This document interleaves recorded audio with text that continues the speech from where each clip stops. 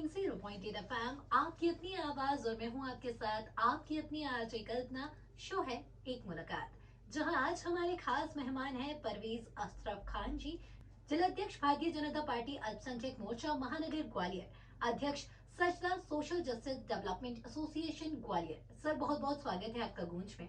धन्यवाद आपका। सर, शुरुआत करते हैं आपसे। आपके सफर के बारे में हम जानने वाले हैं, बहुत सारी चर्चा आज हम आपसे जानने वाले हैं। सर, सबसे पहले अगर हम बात करें, हाल ही में आपकी पार्टी ने 9 साल पूरे किए हैं। सर, आगे एक साल वो बहुत महत्वपूर्ण रहने वाला है, क्या खास हमें इस एक साल में देखने को मिलेगा?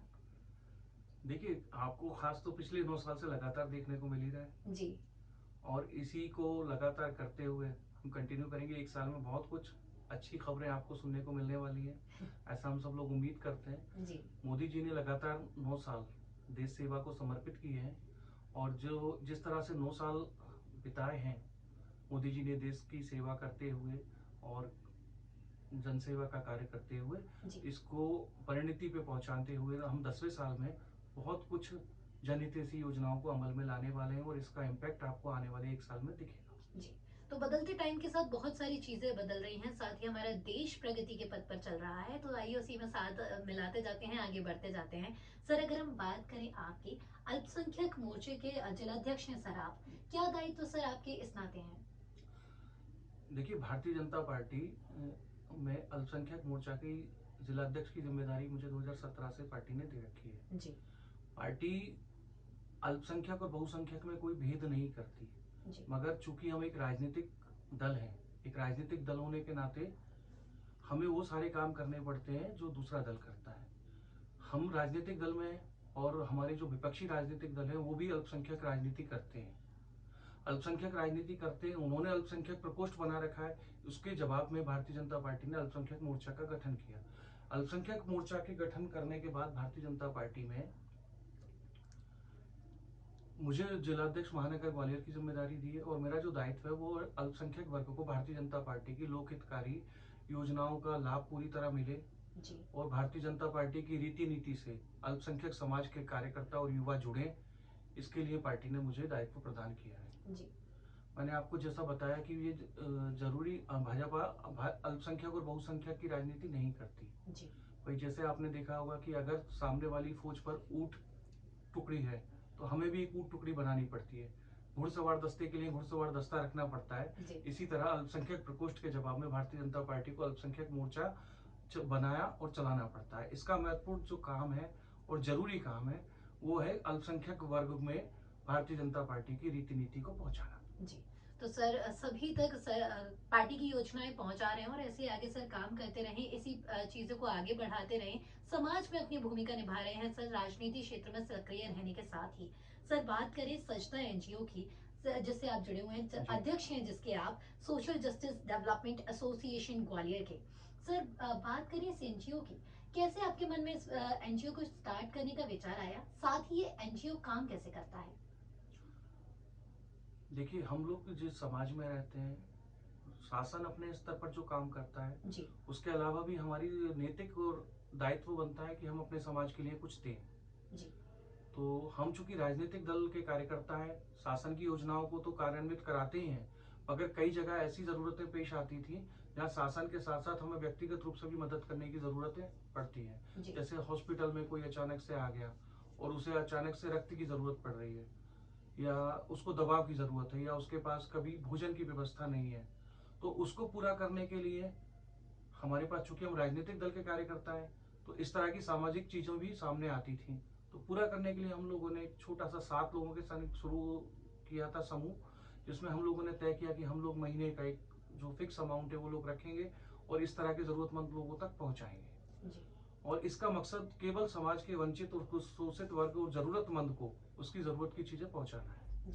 हम लोग हर महीने अपना पैसा निकालते हैं, उसको एक जगह इकट्ठा करते हैं और जिम्मेदारी के साथ जो जरूरतमंद है उन तक बिल्कुल हाथ बंद कर उन तक वो पहुंचाने की कोशिश करते हैं। जी।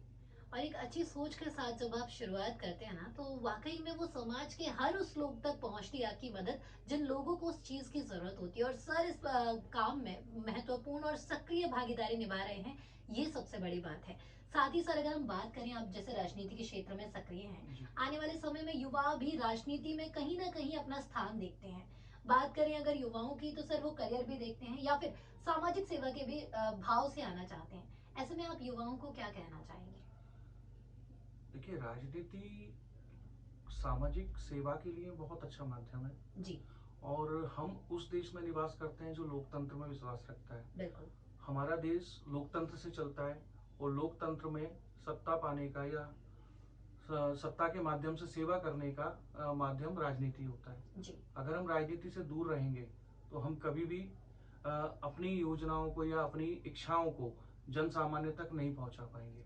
इसलिए युवाओं को आगे बढ़कर राजनीति के माध्यम से इसमें अपना योगदान देना चाहिए, राष्ट्र निर्माण में योगदान देना चाहिए, और राष्ट्र के हित में जो निर्णय हो सकते हैं।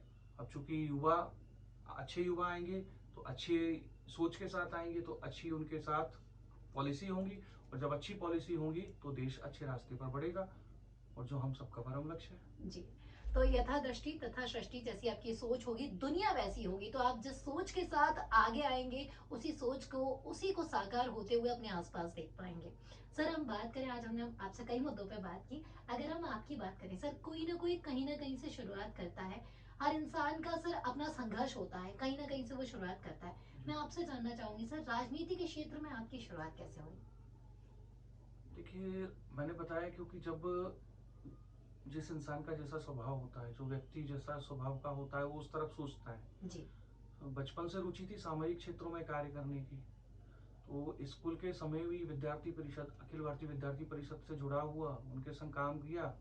उसके बाद में जब तय किया और एक माहौल देखा कि केवल एक भारतीय जनता पार्टी है जो युवाओं को लिए या हर वर्ग के लिए बिना किसी भेद के आगे काम कर रही है और लगातार काम करेगी, जी। तो ये सोचकर हम भारतीय जनता पार्टी से जुड़े जी। और लगातार इसमें कार्य किया। भाई 2010 में मुझे भारतीय जनता पार्टी के अल्पसंख्यक मोर्चा में जिला मंत्री का दायित्व पार्टी ने प्रदान किया। उसके बाद 2014-15 में मैं जिला का उपाध्यक्ष रहा।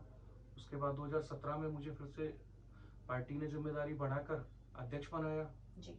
और दूसरा सत्र देते हुए पिछली साल 2021 में मुझे दूसरा सत्र भारतीय जनता पार्टी ने अल्पसंख्यक मोर्चा के जिला अध्यक्ष का प्रदान किया।